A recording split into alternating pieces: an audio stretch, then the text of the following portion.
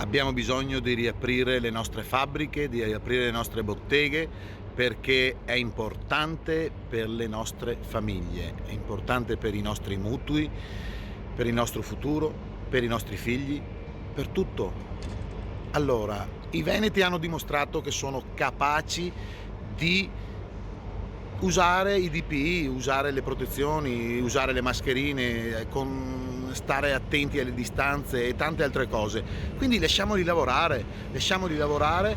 Nel 98% dei controlli si è visto che i veneti non sgarrano.